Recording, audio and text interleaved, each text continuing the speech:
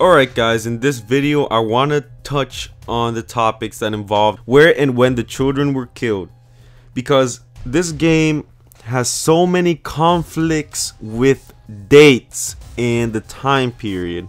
But I'm gonna start from Five Nights at Freddy's 1 and I'm gonna move my way towards Five Nights at Freddy's 2. So let's start with the facts that we have. So in Five Nights at Freddy's 1, as we all know, there's a rules poster that changes to reveal some backstory of Five Nights at Freddy's of how the children were killed and lured into the back room. So let's start with this image right here. It says kids vanish at local pizzeria, bodies not found. 2 local children were reportedly lured into a back room during the late hours of operation at Freddy Fazbear's Pizza on the night of June 26. While video surveillance identified the man responsible and led to his capture, the following morning, the children themselves were never found and are now presumed dead. Police think that the suspect dressed as a company mascot to earn the children's trust. So this was actually going on for a little while. It just wasn't a one-night thing. He has been working there for a while now, and I'm going to touch on that later on. After the police investigated, they learned that 5 children have actually gone missing and the suspect was convicted, meaning he was proven guilty. So he's going to get tried by the jury. 5 children are now linked to the incident at Freddy Fazbear's Pizza where a man dressed as a cartoon mascot lured them into a back room. While the suspect has been charged, the bodies themselves were never found.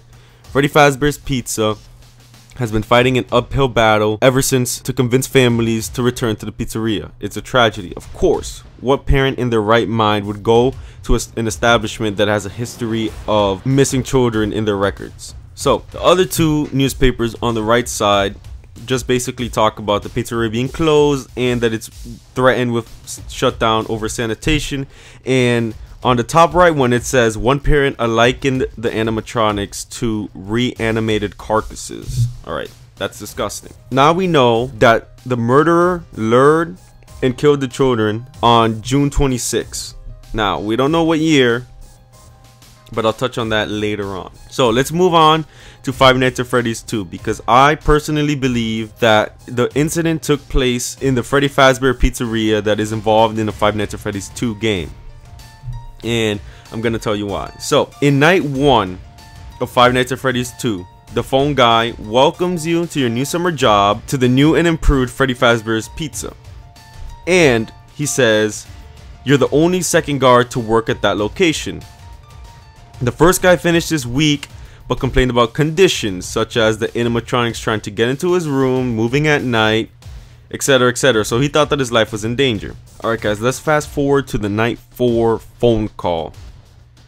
On this night, it says, phone guy tells Jeremy Fitzgerald that there's been somewhat of an investigation going on. We may have to end up closing for a few days. He says that Fazbear Entertainment denies any wrongdoing.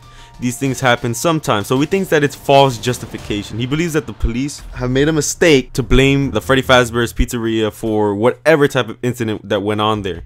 We can very easily predict that the incident that the investigation is going on about is the missing reports of 5 children that occurred in the Freddy Fazbear Pizzeria of Five Nights at Freddy's 2. So now, on night 5, the phone guy says that the building is on lockdown. No one is allowed in or out, especially concerning any previous employees.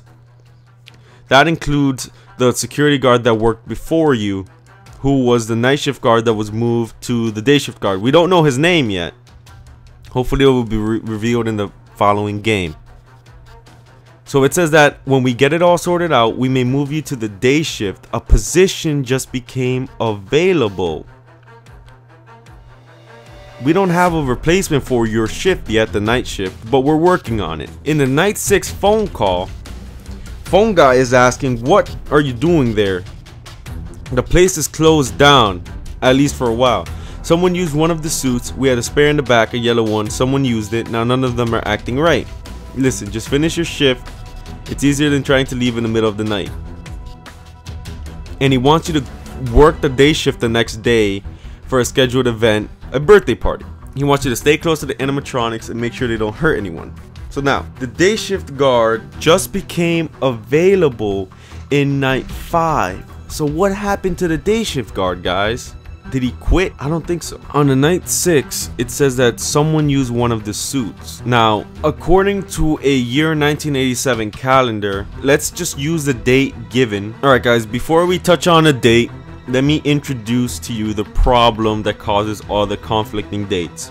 When you complete night 5, it says 11/12/1987, so November 12th of 1987. And when you complete night 6, you receive yet another paycheck that says 11/13/1987. This is a day after the night 5, so of course the paychecks are gonna correspond.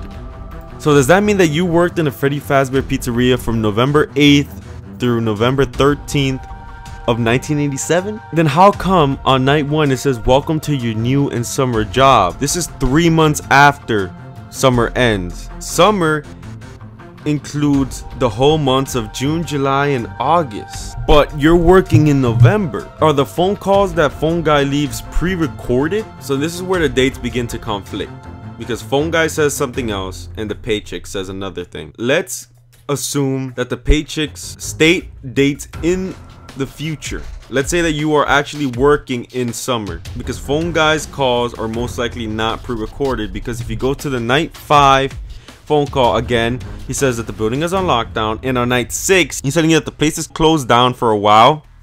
Someone used one of the suits, and he's giving you a command for what you need to do for tomorrow. So I don't think that the phone calls can be pre-recorded, because he's telling you that we have one more event scheduled for tomorrow, a birthday. You'll be on day shift, wear your uniform, stay close to the animatronics, make sure they don't hurt anyone, and just make it through the night. The phone guy says that he'll probably take the night shift himself once the place opens up again. That doesn't mean that he takes the night shift the next day, because remember guys, night 7 is technically considered not part of the story. So let's assume that the 6th night is the end of the game. That's when the place shuts down, because when you beat night 6, alongside the paycheck that is given, you also see a newspaper that says Freddy Fazbear's is closing, and it goes on to explain that after being open only a few short weeks, Freddy Fazbear's Pizza is closing its doors. The new animatronics will be scrapped due to possible malfunctions. However, the original characters are being kept in hopes of a possible reorganization of the company. It's a minor setback. We're confident that we will reopen someday, even if it is with a much smaller budget. CEO of Fazbear Entertainment. So there's clearly more people working in this than we actually thought of. It's not simply a security guard work. We must remember that this is a corporation, because the CEO belongs to a corporation. He's head of a corporation, and there's at least a couple people working for Freddy Fazbear's Pizzeria. So maybe we need to try to involve some of these people in. You know, the CEO of Fazbear Entertainment is acting very calmly about the situation. He's even saying that they're going to open another one someday, even if they do have less money. Back to the conflicting dates. So, phone guy's calls are not pre-recorded, because he gives you a command and he just mentions things that are going on in real time, such as the investigation, the closing of the Freddy Fazbear's Pizzeria, etc. The problem is that if the phone guy's calls are not pre-recorded, why does he say welcome to your new summer job if the paychecks are given on November 13, 1997? That's winter. Now here's what I think, guys. Here's what I honestly think.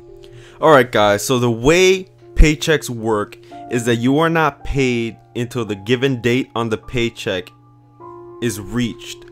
So what if the Fazbear Entertainment Corporation gave you these later dates because they don't have sufficient funds to pay you? Because remember guys, on the newspaper that comes alongside the night 6 check after you beat night 6, it says that the Freddy Fazbear's is closing. So what if they don't have enough money to pay you and you'll be paid on November 13th? Now that's pretty terrible, because assuming that you're working in the summer, that's a couple months off. Alright guys, so that's basically when and where I think the children were murdered. I'm pretty sure that the evidence points to the incident occurring in the Five Nights at Freddy's 2 establishment. I've actually already prepared a video that explains when Jeremy Fitzgerald worked and when the previous security guard worked. So tell me in the comments if you want to see that video explaining when they worked and how that connects to the murders and a very crazy possibility of what might have happened after night 6. So thank you guys so much for watching, and I'll see you guys in the next one.